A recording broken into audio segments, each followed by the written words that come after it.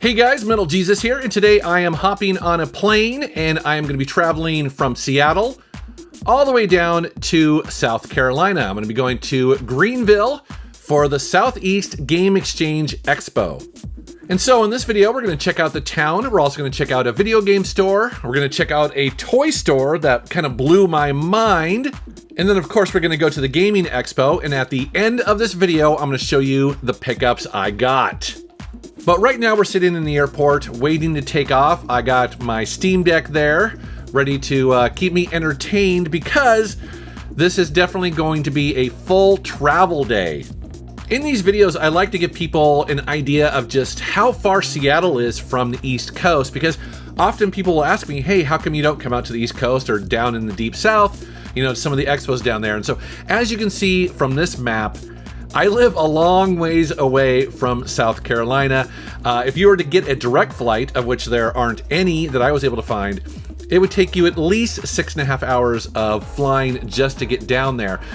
For me to get down there, however, from Seattle, I do have to have a layover in Atlanta, which for this trip, it was an additional 4 hours. It was kind of crazy. So I got up at 4 a.m.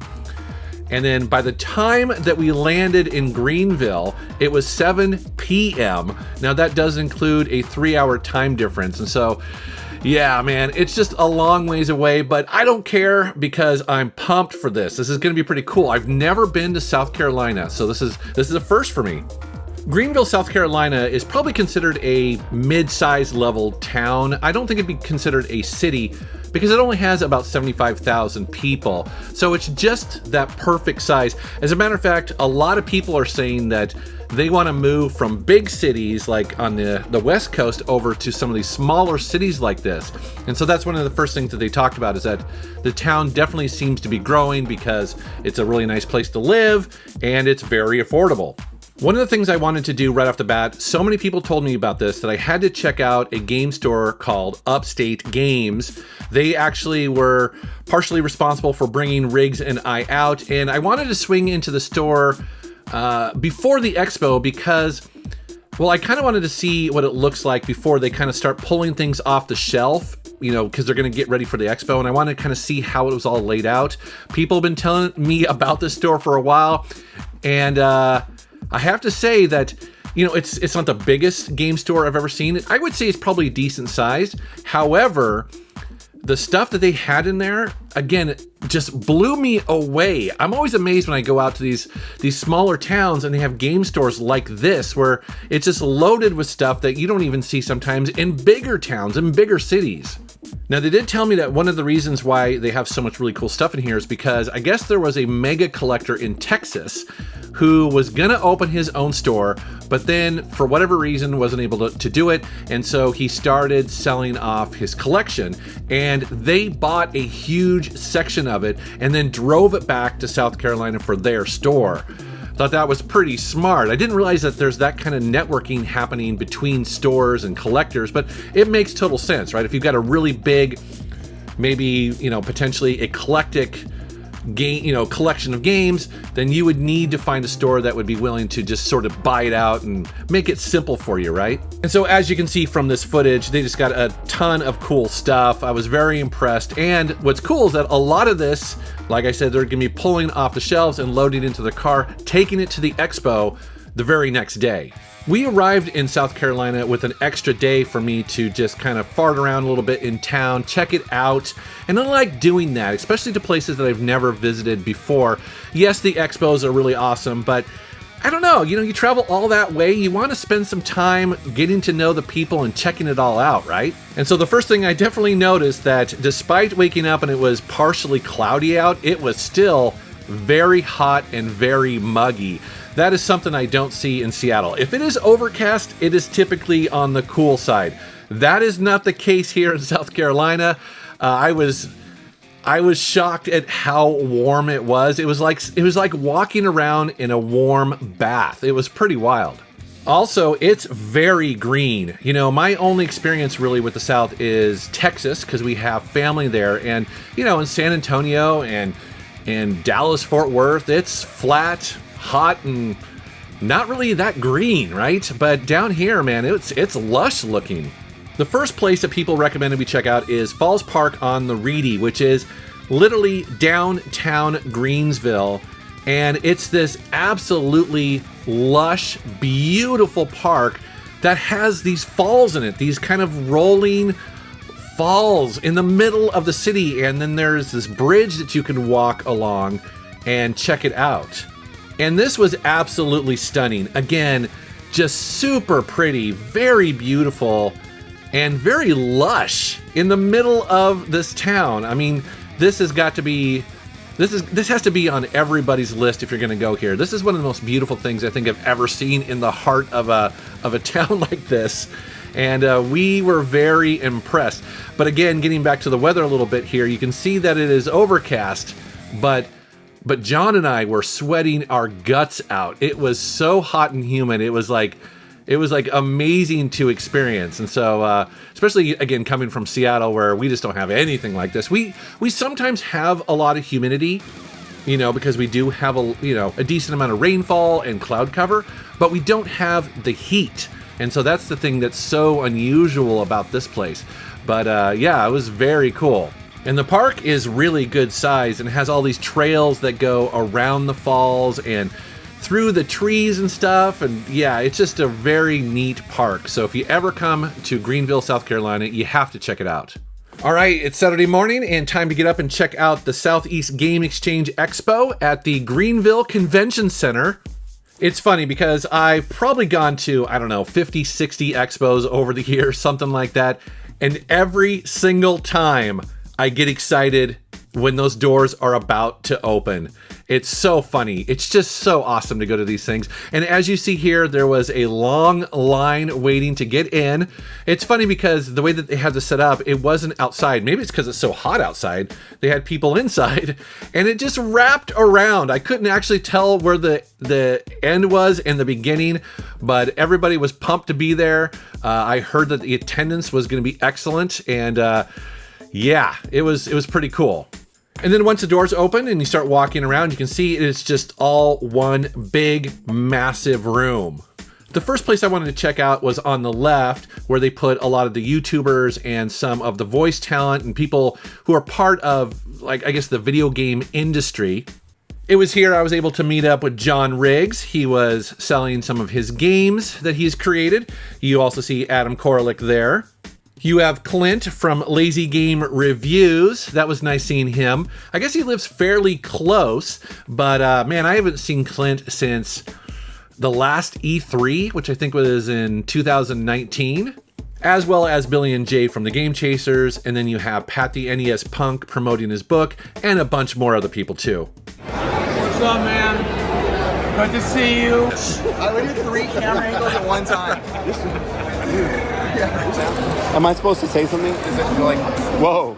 I have a bunch of modded and custom handhelds, and this one here really caught my eye. So this is obviously a Game Boy Advance with custom buttons and custom shells. Also, he had upgraded the screen, and it has a rechargeable battery in the back.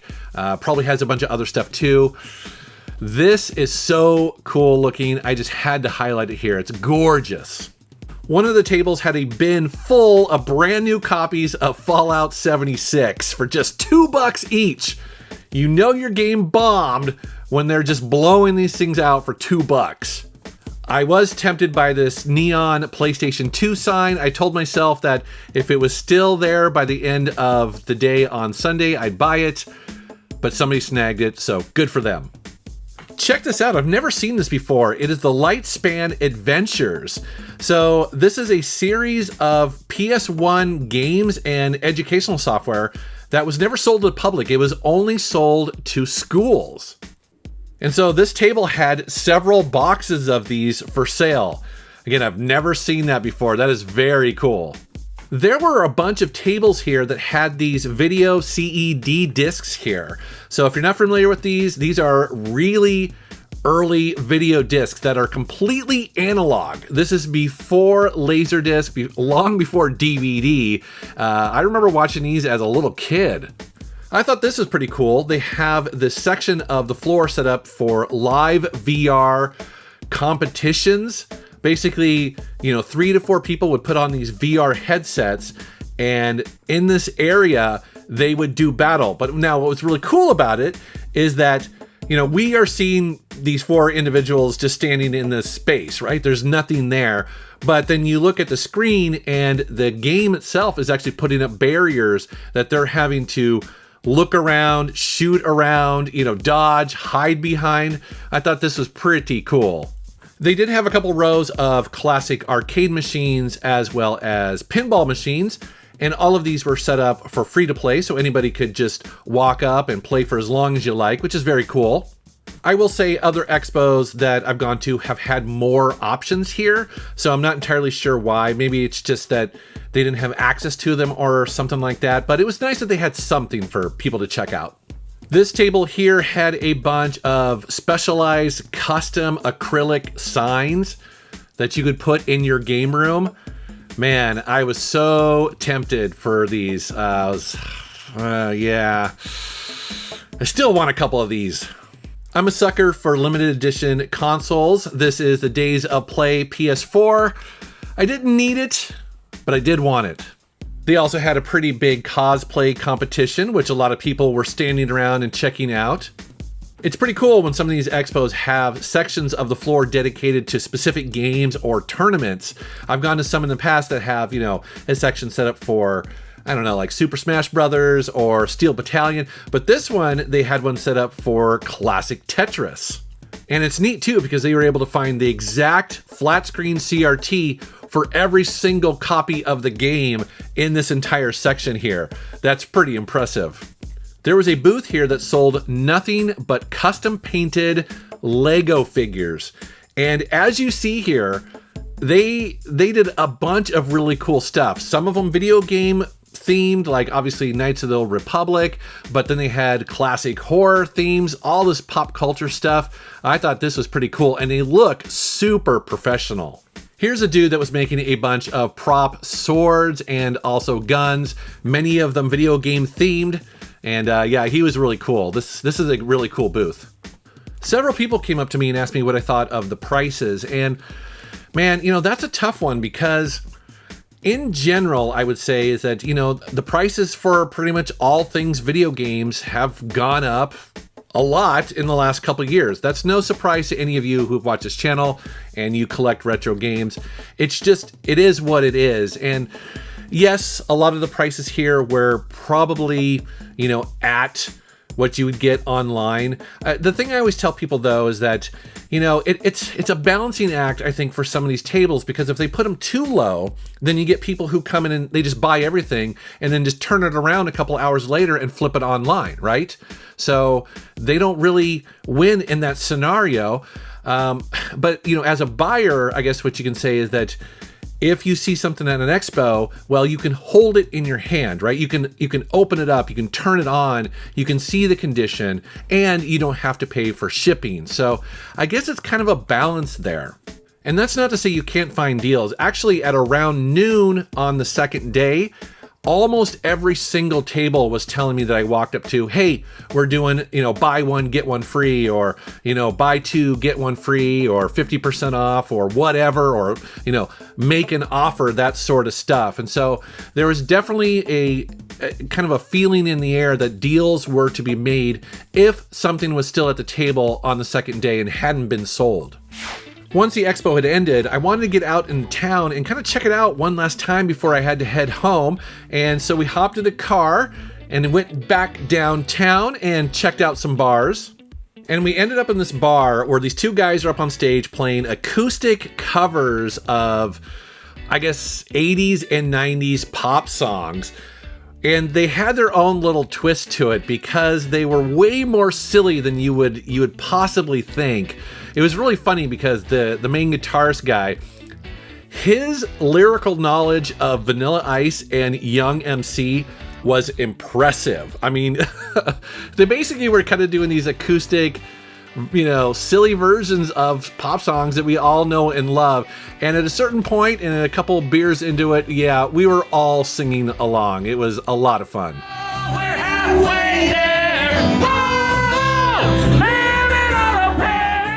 Here's a travel tip for you guys. If you fly to an expo like I did and you buy a bunch of games and you want to get them home, But you don't want to deal with the airlines. You don't want to have to check extra baggage. What I ended up doing on this trip was swapping all my clothes out of my luggage with the games that I bought. And then I headed to the local UPS store and mailed my clothes home. I just tell UPS, send my clothes home the slowest and cheapest rate you have. And then carried on my games home on the flight. This can be slightly more expensive than if you would try to check extra luggage at the airport. But honestly, I don't care if my clothes shows up a week later. At least I have my games right now and they were always with me, so they don't get lost. But sadly, my time in South Carolina in Greenville is coming to a close. It's time to hop on a plane and take a long flight home to Seattle. And hey, I gotta show you what I picked up. I'm kind of on this PS4, Xbox One kick lately because, well, frankly, now is the time to pick these games up. This is technically not the current generation, right? This is last gen stuff. And so a lot of these games are being traded in to buy PS5 games and Xbox Series X games. And so you're starting to see a lot of these games relatively inexpensive. And so I am on the lookout for them, including these three right here. I've heard really good things about Transformers Devastation, primarily because it is developed by Platinum Games. If you're not familiar with them, they made Mad World, Bayonetta, Vanquish, Metal Gear Rising, Revengeance, Nier, Automa, Astral Chain, The Wonderful 101, and a ton more. So they've got a huge pedigree for making really fun third-person action games, and I've heard good things about this, so I can't wait to check it out. A fan of my channel told me about these two games that I guess are exclusive to the Wii, at least on consoles. That, of course, is Glacier 2 and 3. Now, I guess these are... I'm sure they're probably budget arcade games, but he said that they're pretty fun. They're relatively short. So, yeah, I'm excited to check these out. These are going to be pretty cool. I'm always on the lookout for the original Xbox, and I saw two of them there that I did not own. The first one there is Dragon's Lair 3D. That's a game that tends to come up every once in a while that people say you should probably check out. I'm a big fan of the original Dragon's Lair in the arcades, as well as Space Ace and all that stuff. Have not played the 3D one yet. And then you see that one right there says Furious Karting, and exclusive to the Xbox, I guess. Only came out on the Xbox. Never heard of it before. I think it was like $5. I'm sure it's probably crap, but what the heck? I'll take a chance on it. I'm still going for a complete PSP collection, and there were several games there that I did not have in my collection so far, so I had to pick them up.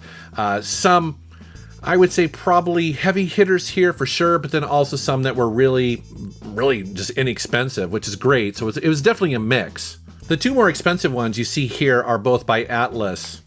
The first one being Gungnir, and the other being Growlancer Wayfare of Time. And I have not played either of these, but I've heard that they're pretty good. I guess both of them are tactical RPGs, and I think at least Growlancer was probably released on the PS2, I think that's true. I don't know. You have to let me know down in the comments. And then check this out. This is Ape Escape Racing. So this is a game that we did not get in North America. It was only released in some of the Asian markets, but it's basically a kart racing game based on the Ape Escape franchise, which I think is kind of interesting because there are several Ape Escape games on the PSP.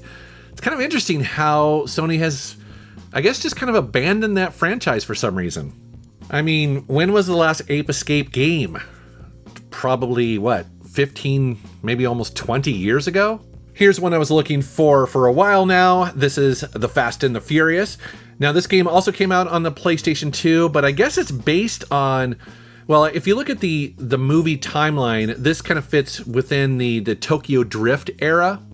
But it was supposed to be a sequel to the Street Racing Syndicate series, which is on the PSP, but then I guess they decided to just make it a Fast and the Furious game, probably because they thought it would sell more copies, which I'm sure it did. I seem to keep finding more and more SSI games that I don't own, and it just goes to show that they just had probably hundreds of games out there. This is one of them here. This is actually given to me by a fan at the show. Now, it's just the box and manual. There is no game in here, but yeah, it's cool to get these in the collection. I love the box art, don't you? As well as a copy of Microsoft's Flight Simulator 2000. I love how it says, as real as it gets.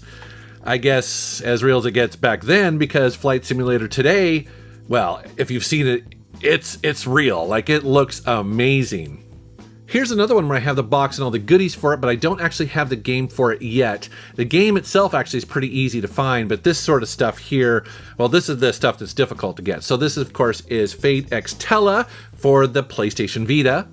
This also was given to me by a fan of my channel, and that's one of the cool things about going to these expos is that, you know, if people know if you're into something, whether it's big box PC games or the PSP or the Vita or whatever, they know that you're the guy that will take it and appreciate it. So thank you so much, man. And then as a little bonus on our last day, we had some extra time and people said, hey, you got to check out this toy store called Toy Federation. Now, I don't collect a lot of toys because, well, I already have a lot of hobbies. I'm already into music and video games, and I just don't have the space for it, and honestly, you know, or the money, really. But I do love action figures, and I like toys. When I was growing up, I was passionate about the Kenner Star Wars figures. I was obsessed with them for many, many years. And I have to tell you, walking through this store, I was blown away. And I know I say that a lot, but when you look at the stuff, it just is everywhere. I was amazed. He had stuff from the floor to the ceiling with action figures and just a bunch of collectible things. It was amazing to see. And I like how he had action figures for everything from, you know, the obvious stuff like Transformers and G.I. Joe and Star Wars. But then he also had horror-based stuff, pop culture stuff, wrestling. I think he just had it all, and it was just all out there, exposed on shelves. It was down by your feet, like you could accidentally kick stuff. You know, it was quite amazing to see. And so I did end up getting some collectible die-cast cars there. You see them right here. I got the Blade Runner car. There's Smokey and the Bandit up front. You have the Roger Moore 007 submersible Lotus. I think that was from Your Eyes Only, I believe. You have the General Lee from Dukes of Hazzard. And then to round it out, you have 3 cars from the Cannonball Run, one of my all-time favorite B movies. As you can see, guys, I had a great time visiting Greenville, South Carolina, and going to the Southeast Game Exchange. It's a beautiful part of the country, and yes, during the summer, it is very hot and very humid, and also very, very wet. You can see here, one night, it was just pouring rain. Just downpouring. It was hilarious, but again, that's why it's so green, right? And everybody I met was super nice and also just very appreciative that I had made this long trip. Everybody I met was just like, what do you think of our city? You know, they were so proud of it. They were so happy that I was there, and I could definitely feel the love. By the way, I want to give a huge shout out to Marcelo, who runs a YouTube channel called GameCube Galaxy. So he helped me do a bunch of the filming on the first day, which I very much appreciated. As I was walking through the expo, he was the guy who was actually following behind me there. Just very handy to have people like that, and he was a super cool dude. He runs a retro gaming channel that's dedicated to the GameCube. So he's collecting for it, he does videos on hidden gems and top 10s and a bunch more. So thank you so much, dude, and definitely check out his channel. And thank all of you for coming up and saying hi. I had so many people walk up to me and want to shake my hand. They wanted me to sign copies of Hero or Shivers 2, or I signed a copy of SSX 3 and stuff like that, so that was very fun. Also, a shout out to my Patreons. I don't really talk about my Patreon very much, but I had a bunch of people who have been, you know, supporting me on Patreon for years now come up to me and shake my hand, and I got to meet them for the first time, which was really neat. So again, that's one of the things I love about travel, is getting out there and meeting some of you that I've interacted with for years. So that was very special. But this is not going to be my last expo this year, not by a long shot. I'm actually going to go to Phoenix pretty soon, as well as Portland, Nashville, and probably a couple others. Thank you very much for watching. Thank you for subscribing, and take care.